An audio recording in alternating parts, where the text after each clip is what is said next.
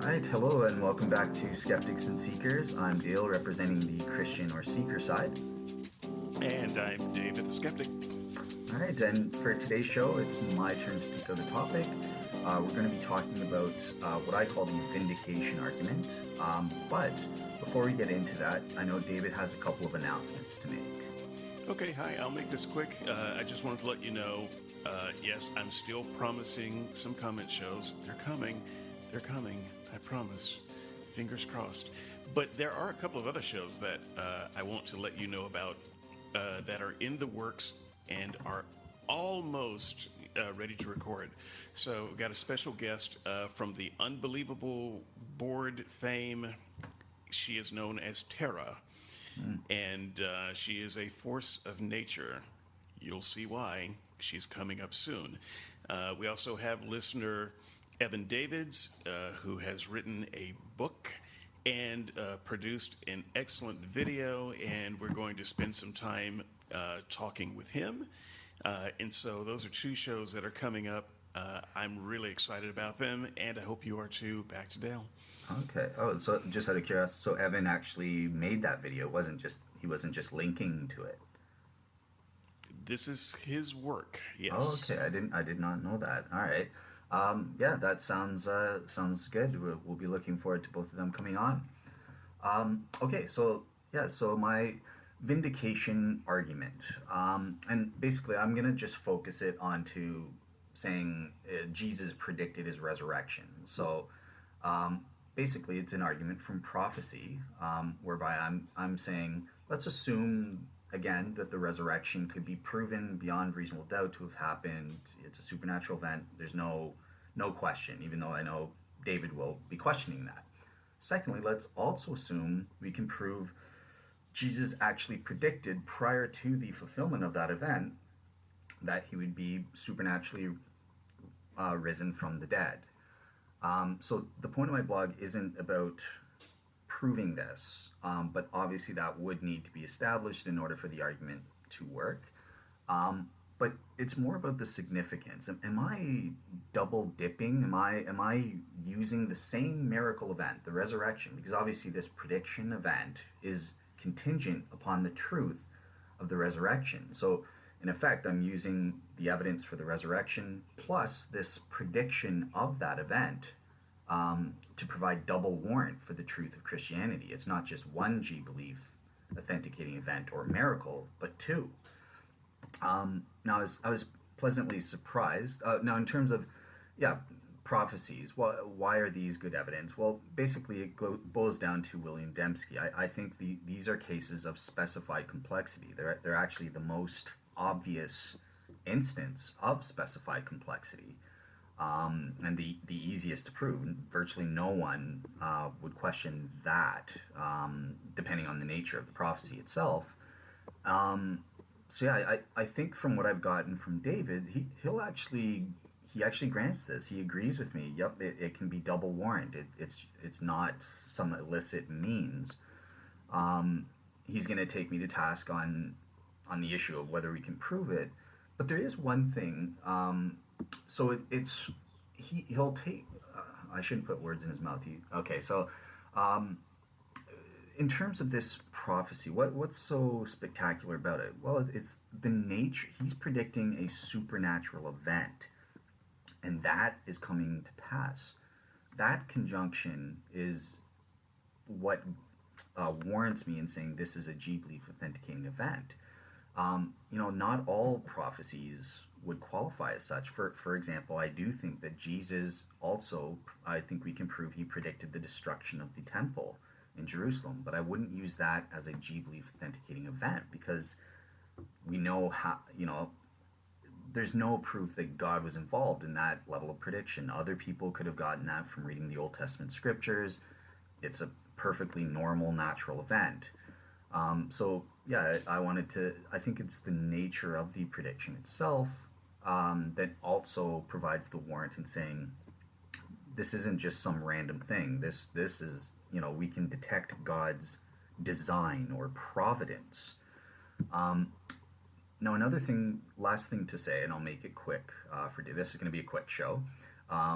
But David makes a point in his blog about, okay, well, the prediction itself has to be supernatural knowledge, and that's what is so special about it. I wouldn't go that far, actually. It doesn't have to be supernatural, although that's automatically what we think.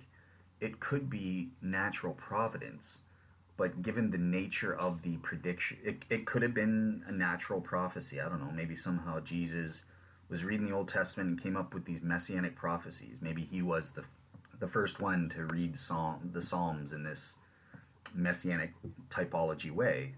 And that wasn't supernatural knowledge given to him by God. He came across this naturally, but it's the conjunction of that plus the supernatural fulfillment that warrants, okay, well, even if I can't prove it's supernatural knowledge, which I think it was, but if it wasn't, we can still get to this G-belief authenticating event, because we can detect God's design or providence through the specified complexity criteria.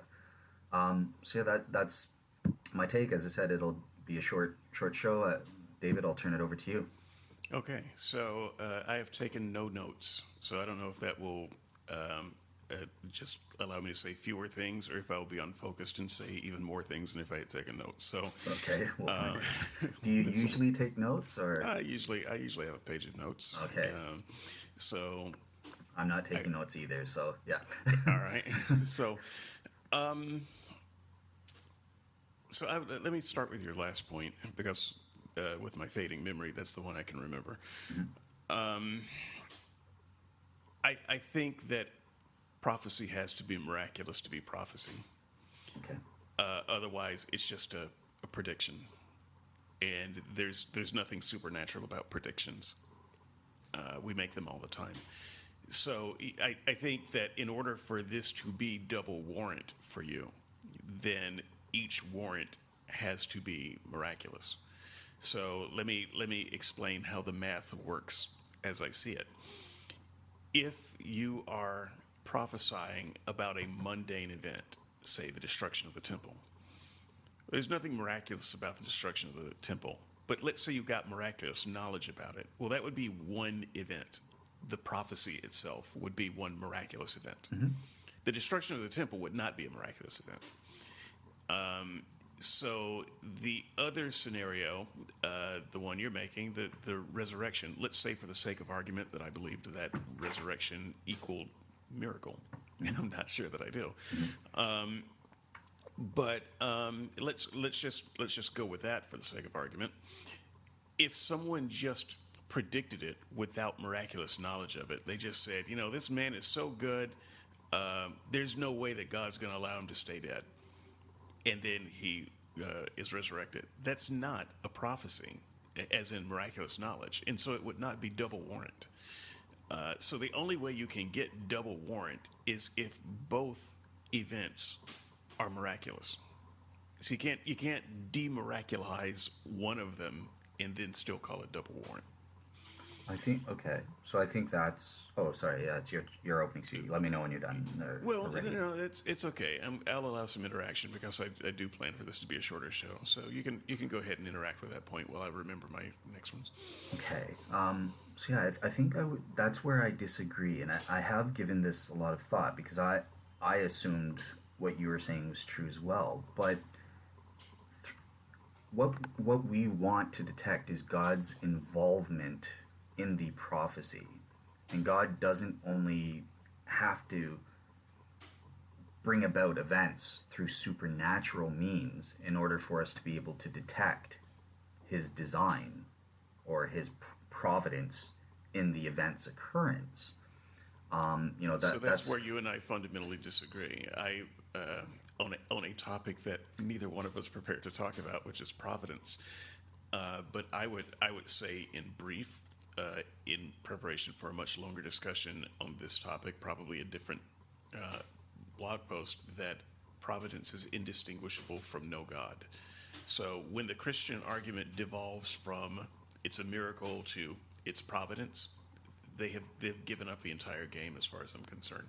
Okay, so I hear you on that. So let's do this then. What about I take it you're probably well familiar with Bill Dembski's criteria of specified complexity, and that's Only what I read in your blog post. okay. Okay, so then that's not fair. Okay, let me just ask this then. From the limited knowledge of what you know about, these are general criteria. These are what scientists use in various contexts to detect design. Archaeologists use it. SETI uses it. So these aren't specific religious criteria, but it's just how we can detect design and infer agency in whatever discipline that is. Again, because you don't know, I was going to say, like, do you think in general these are good criteria? But if you don't have enough knowledge of it, that's not fair to ask. But just from what... But I can talk about the idea of detecting design. So I'm not familiar with Dembski, that's true, and I'm not as conversant on the science on this as Nick Sack will be glad to point out. Oh yeah, he's more knowledgeable than both of us. Trust me. So, I have no doubt about that. But that said, that doesn't mean that I don't have some thoughts about design that aren't valid. Just like I'm sure that you have some thoughts about design that are valid. And so, if the idea is that we see these designed events that show God's hand. Mm-hmm. The moment you insert God's hand in God's design, you are really talking about miracle. And I think that you need to either own that or disown it. But trying to straddle the fence by saying, well, it's design, and so God did it. Without God, this wouldn't have happened. But on the other saying, oh no, it's perfectly natural. You got to pick one. So that would be one of my first objections to the idea of providence. Providence is just a miracle that's harder to see.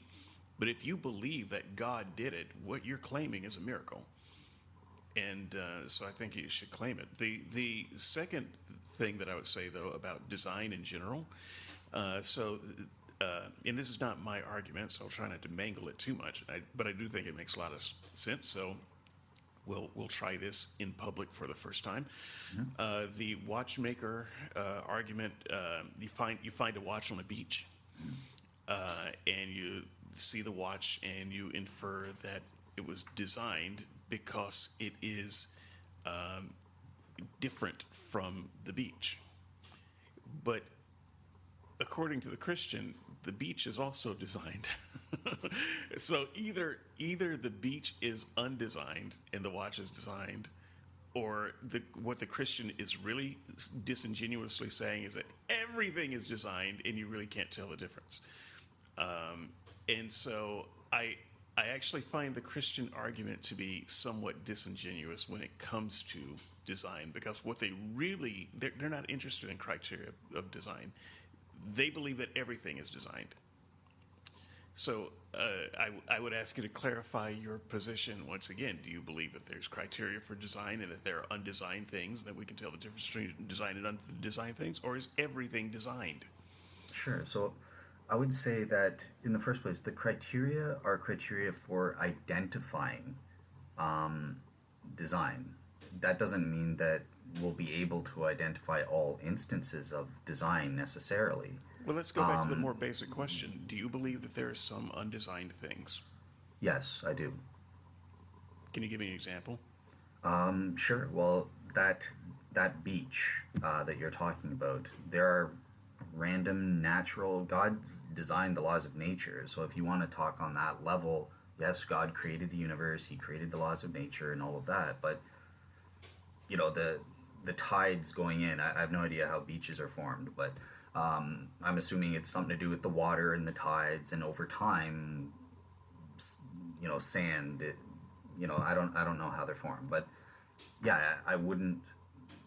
These are not purposely designed events that are occurring where we can identify, God's pushing the waves or something. No, it's the moon that the gravitational forces of the moon that's allowing the tide to go in and out. So you're saying God didn't design the beach? Okay, so no, but like in what sense do you mean? Like under Well, I mean, take for instance. We're talking about a beach, but this is way. let's far talk about afield, but- erosion. Yeah, an erosion on a rock compared to Mount Rushmore. That's a favorite of young Earth creationists and that sort of thing. So yeah, I don't think God is designing the way the rocks look. Well, but I think that falls apart, though. I mean, did he design America, Europe, the UK, the boundaries of our world that have significance in the historical social development of humankind? Oh, okay. If you Yeah. say that God didn't design any of that, and that was just kind of the luck of the draw, then why should we think that he had a hand in any of the human events? Okay, I got you. So yeah, on that theological level, you're sort of getting into my Molinism, and on that level, yeah, everything is providentially designed. The shapes of the rocks are necessary for his ultimate plan, his design plan, so to speak. Down the to the cookie on my very dip. butterfly effect. Yeah. Everything has to be designed. This is what I'm suggesting. The Christian is really being disingenuous when he talks about undesigned things. They don't believe in any undesigned things. True, but some So why things talk can about be the criteria? because those are ways that we can identify and prove certain events, at least, are definitely designed. The other stuff, it's like being iffy. You have to be sort of iffy. But it's like not iffy. It's not iffy. If God designed everything, He designed everything, including people. So this is a part of the thing that I would hope you would think about. And again, this is maybe groundwork for another discussion because neither one of us prepared to talk about this. We're just spitballing here. Mm-hmm. But every individual in the world also had to be designed. It cannot just be an accident of two people catching a gleam in the other's eye across a room, and then certain chromosomes just happening to get together and form in a certain DNA chain to create. No, God had to design every individual. Otherwise, you'd have to say, well, maybe Judas happens, maybe he doesn't happen. It's just the luck of a draw that he happened. Mm-hmm. No, he was part of God's plan from the beginning. Yep. Every bit of it was designed. Yep, I would agree For I the would agree on Christian. that level, definitely. So yeah. once again, talking about undesigned things makes no sense when you believe that everything is designed. Yeah, well, again, it's at what level are you asking that question? So if you're asking At any that, level. yes. So you're asking at that higher level.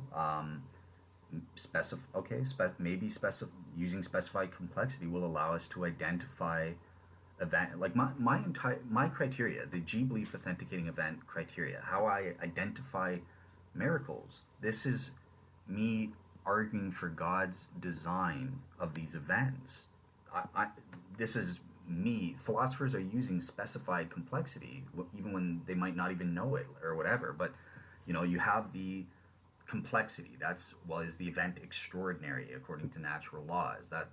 I see that as being akin to the complexity aspect. It's very improbable. It's extremely improbable to occur.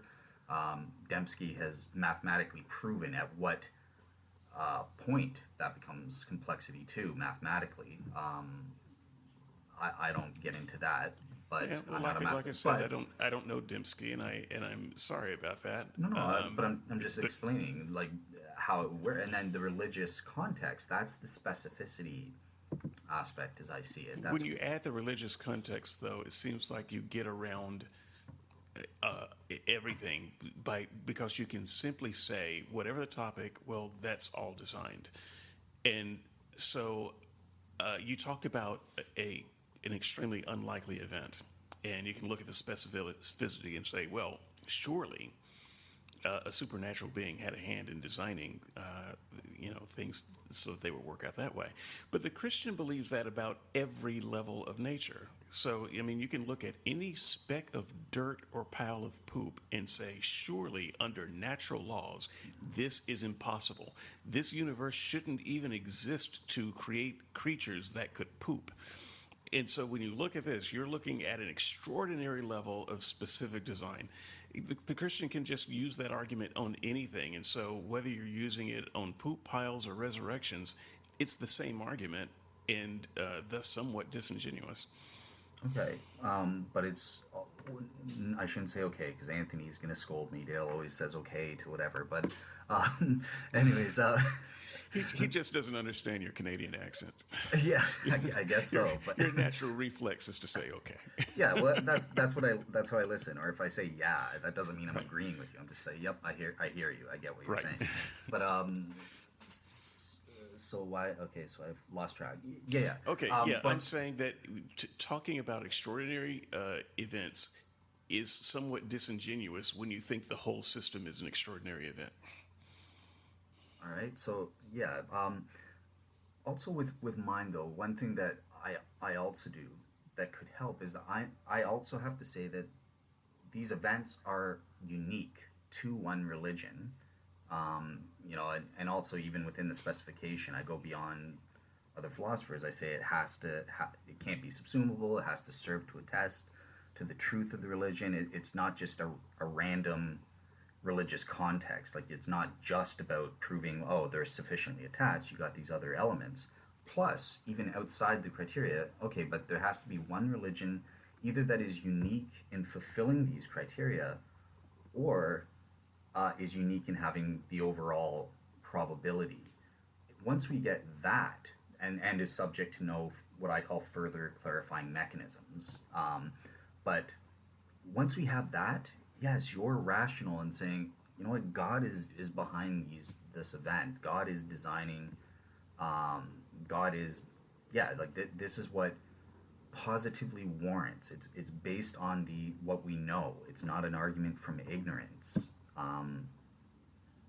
If does that make sense? Do you get what I'm trying to do and why? Why would we? I think so. I utterly dismiss it. But let me get to a couple of the other points that I wanted to make about your premise. So I know that you kind of brushed the definition of prophecy under the rug a little bit. And that's a very important part of my rebuttal. Prophecy is magic, and if it's not magic, it's not prophecy. So it's warrant for nothing. So let me just go over a few ways that predictions can happen without magic. Okay. So one, you can just make a wild guess, a very wild, very specific guess, and get it right. Now, how likely is it? Probably won't happen very often, but it should happen sometimes, and it does. So, when that happens, that doesn't mean that someone got some magical knowledge. It is possible to guess many details right. So another way to get there is by doing a broken clock is right twice a day, right? That's true. So another way to do it is to get there by careful analysis. So we talk about how analysts, and in my line of work, I look at analyst write-ups all the time about technology, and no wonder you sound so tired all the time. Like, it's tiring. It is tiring. But I marvel at how wrong they can be and still keep a job. But the thing that we really should marvel over is that they're ever right. So, sometimes they're remarkably right. Well, they're doing a lot of careful research into things, and then they're making predictions based on that research. Sometimes that will be right. So it's not magic. Another way to make a prediction is to make all possible predictions. So if you tell me to guess a number between 1 through 10, and one at a time I guess each number between 1 through 10, I am going to be right. And then when you confirm which one is right, I can just eliminate the other guesses from the record. So ignore the misses and accentuate the hits. That's one way to be absolutely right about a thing. And this happens, by the way, in the realm of prophecy all the time. If you look at all of the religious predictions from all of the people that predict from all of the religions, some of them are going to come up right. So that's not remarkable, because everything that could be predicted is predicted. So somewhere along the line, someone can say, yeah, I got that. Another way Oh no! that I'm trying to keep track of it. Well, I should be writing it down, but I should have written it down. Another way to be right is to write your story after, after the prediction. So this is a little like drawing the target around the arrow. Yeah. In that what we're saying is, take any old book of that has some predictions in it, and then you write a story particularly to fulfill those predictions, to say that those predictions were right. And so you might mix in some real characters and real events, but you write it in such a way where you can say, and that prediction happened thusly. I noticed that Matthew does this, the Gospel of Matthew. His book seems to only be there for the purpose of saying, you see all these things in the Old Testament, they were predictions about Jesus, and they're true. Well, one of the things about the book of Matthew is that absolutely nothing he writes is verifiable, and there are at least 2 or 3 things that he writes that are absolutely wrong because he wasn't that good of a scholar. By modern. Yeah. Okay. Yeah, I know what you're saying. He makes some mistakes. Okay, because I wouldn't say that. He's trying so hard. Well, Jesus comes riding on 2 creatures. Is born of a virgin, is not actually what the Old Testament said.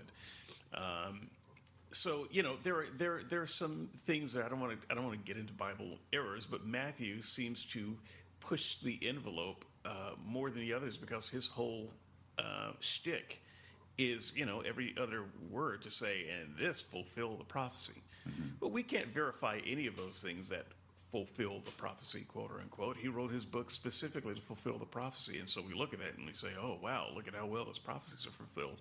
Well, look at how little of that you can actually verify. Mm-hmm. So that's another way to predict things, by writing a story of unprovable things that say, hey, yeah, those prophecies were fulfilled. And then finally, the other way of drawing the arrow around the target, or at least another instance of that, is we have to recognize that the Gospels were written well after the events that they supposedly record. And we know that Jesus, in particular, the writers played fast and loose with Jesus' sayings.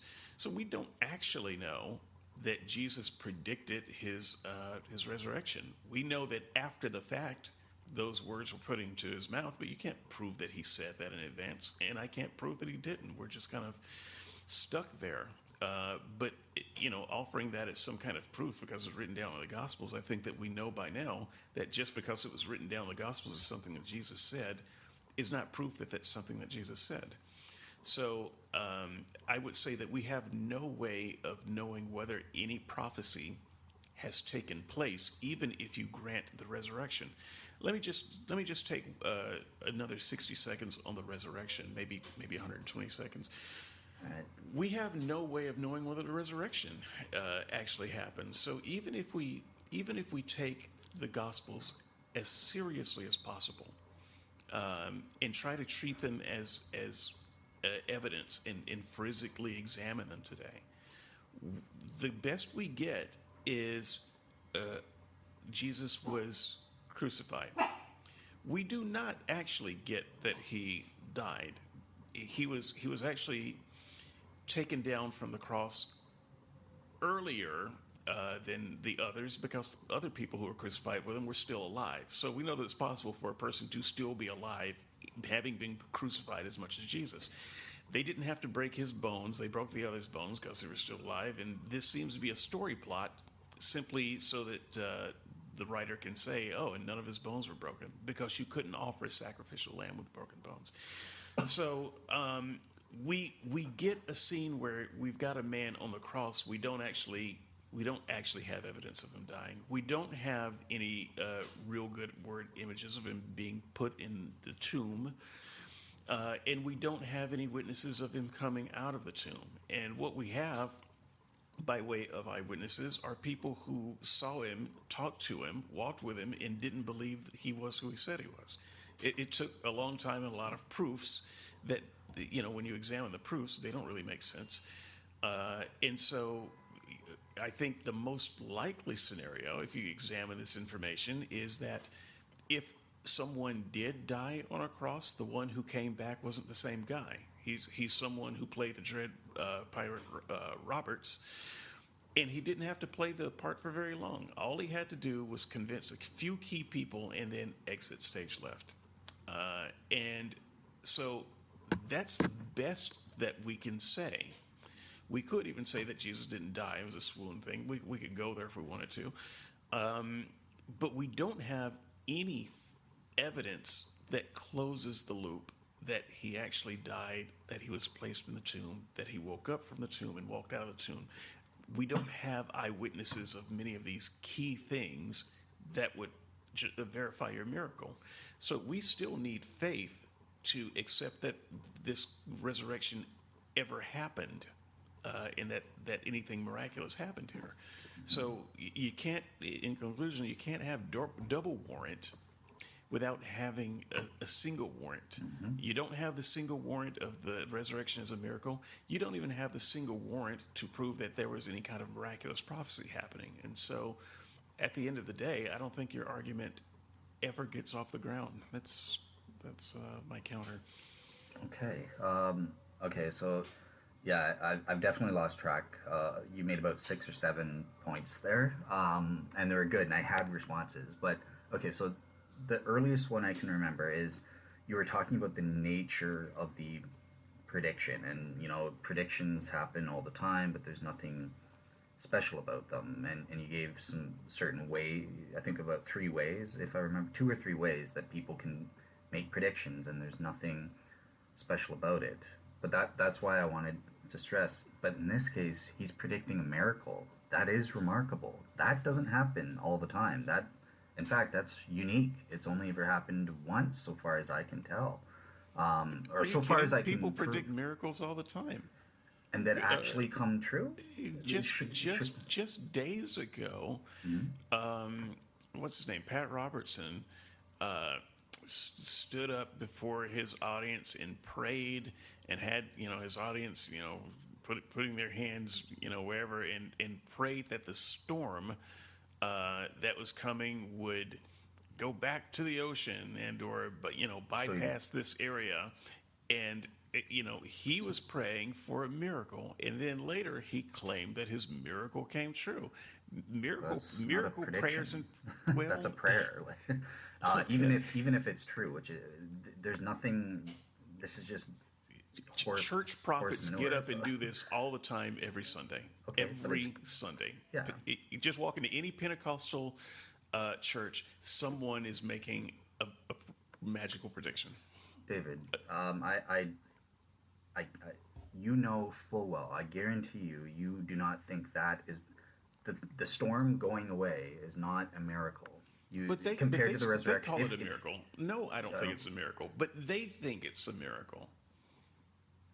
Okay, well, that's their fault, their problem, right? Like that doesn't mean if a resurrection is there. Can you see at least a difference? I know you wouldn't even grant the resurrection necessarily as a supernatural miracle, which is what I'm just keeping it simple for the sake of the show. But is there at least some kind of a difference between a resurrection, someone actually dead, and rising, compared to, oh well, the storm abated or changed direction or something like that. There's a difference between those two events, at least, even if it doesn't rise to the occasion of supernatural. In your opinion, isn't there a difference in the events? Well, first of all, I don't think there's as big of a difference between prediction and prayer as you think. So prayer is a statement that you believe a thing has already happened by some descriptions of prayer. So Okay. it is a pronouncement of confidence in an event not yet occurred. That's also a prediction. So I don't actually think that there's a huge gulf between prediction and prayer. And when people get up and pray that miraculous things happen with the confidence that it is going to happen, or in fact that it has already occurred as Jesus commanded to pray, I think that's a very similar thing. Okay, that's interesting. Honestly, it's weird. I've never it like all I can say is what? Like, no. Well, at least I've never ever heard that praying for something means that you're making a prediction and you're confident it will actually come to pass. Like when Really? I when I You never read the passage where Jesus says, "Pray as if the thing has already been granted." Okay, so that's what you mean. We've been over that. It doesn't mean what you say it means. This is one of the groaner arguments for me. Like it's.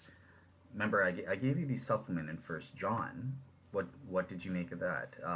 We're getting slightly off topic, but okay. So we have a disagreement then.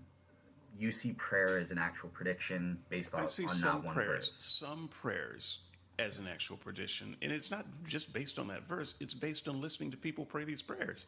Okay. I don't know where you go to church. Okay, so but- let's say it is. I've been never to churches, heard that. all kinds of churches all over the country. I have heard with my own ears these prayers of confidence, but that's okay. You don't have to travel. Just go on the internet and look up Pentecostal prayers. Go to YouTube. Go to Bing videos. You can watch people pray these prayers that I think even you would find indistinguishable from prediction. Okay, well, I've been to a few Pentecostal churches. They distinguish between prayers and prophecies. But yeah, send me a couple videos. I'll be interested to see if people are actually putting prayers as actual predictions, as you know, in the sense that thus saith the Lord, tomorrow I'm going to win the lottery, or tomorrow a storm will come, Yeah, I've or seen something. that. Absolutely seen that kind of thing. Not Okay. not in terms of the lottery, but absolutely. Okay, so let's say that's true then. You still need the actual fulfillment, or the event itself needs to be of an extraordinary nature. Okay, The but abating of a storm. I can't give you fulfillment of any miracle prayer or any miracle prophecy, but then you can't either. The people who pray these prayers claim that their prayers have been fulfilled, just like you claim the resurrection has happened. I have just given you reasons why I don't think you can make the claim that the resurrection has happened. The Yep, best you I can, haven't gotten there yet. So right? No, I understand that, but you keep using the resurrection, and in every resurrection case you have tried to make, your going in position is just grant that this happened. yeah, and you know why I do that, right? Well, Like I would it's a say specific tactic of mine. I right? understand. I understand the tactic, but I would say beyond the tactic, you have to do it because you can't do anything else.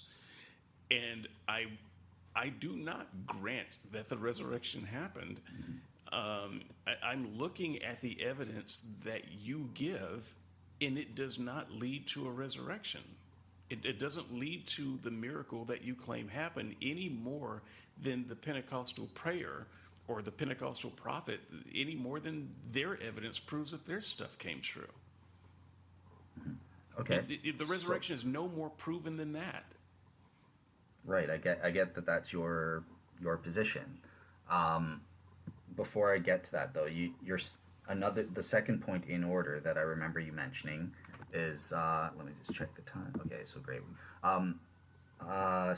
That part of Bill Dembski's criteria for specificity, it has to be delimited, right? He uses the same example of the target and the arrow and that sort of thing. So there has to be an actual target kind of thing. So this is responding to your point about, oh, well, if you prophesy everything, you're bound to get some stuff right. So that's why this prophecy is a delimited thing. Jesus didn't prophesy everything. He did prophesy some things. And here's an interesting point that you bring up. We also have to take into account prophecies that he might have gotten wrong as well. So, for example, I don't believe this. I think it's an interpretational thing, but I think there is some truth to this skeptical argument that early Christians believed that Jesus was predicting that the end of the world would come soon. It's been a couple thousand years. That's not the normal definition of soon. This Okay, let me just cut you off real quick and agree with you.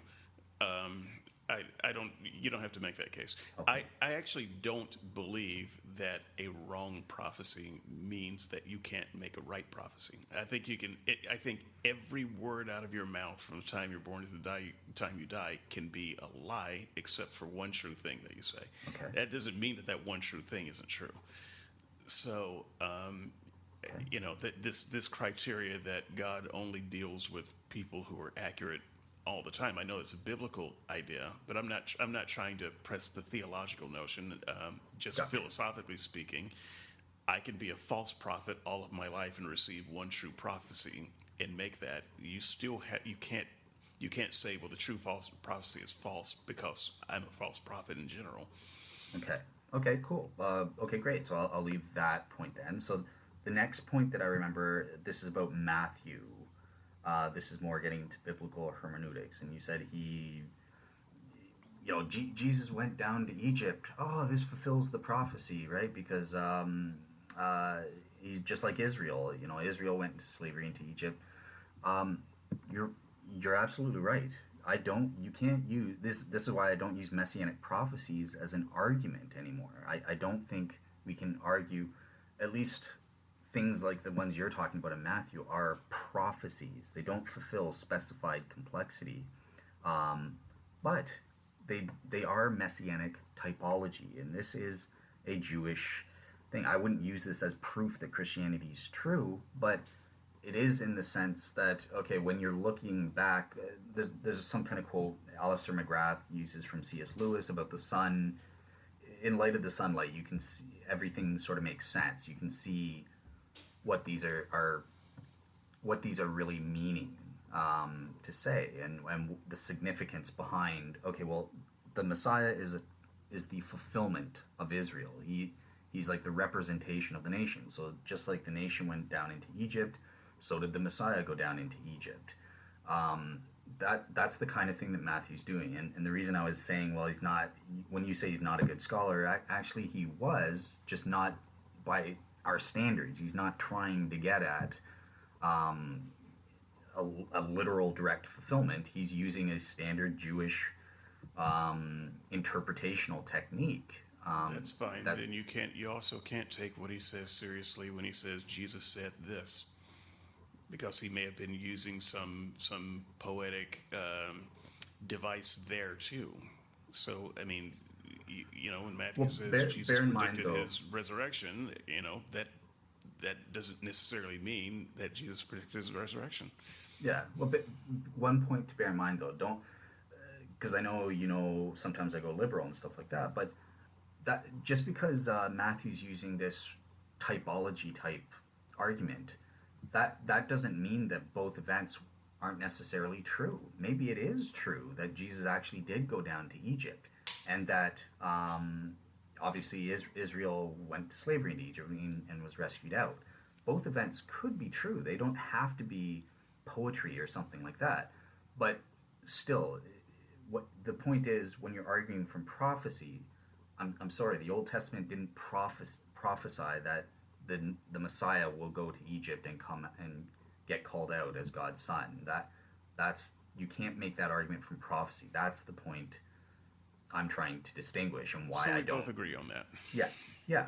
But it doesn't necessarily mean they're not true. Well, It but could- that's not something you can verify. Correct. We are in the main in heated agreement on this point. Okay.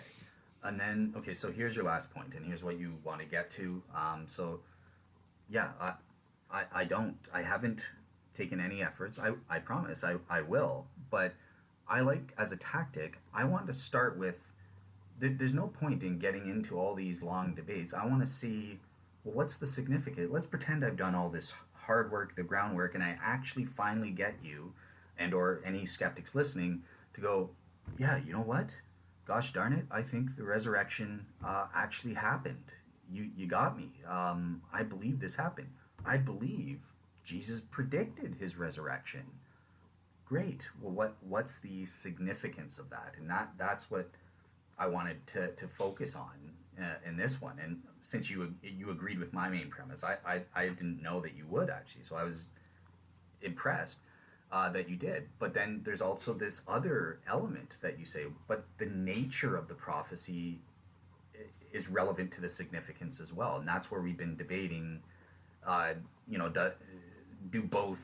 both the prophecy and the event itself have to be extraordinary or supernatural or miraculous or whatever, or can one of the elements be so like? Yeah, But you're that's claiming double warrant, and so Correct. so warrant in this context means that some G belief miraculous thing occurred. Mm-hmm. So each thing has to meet that standard of warrant Yes. to have double warrant.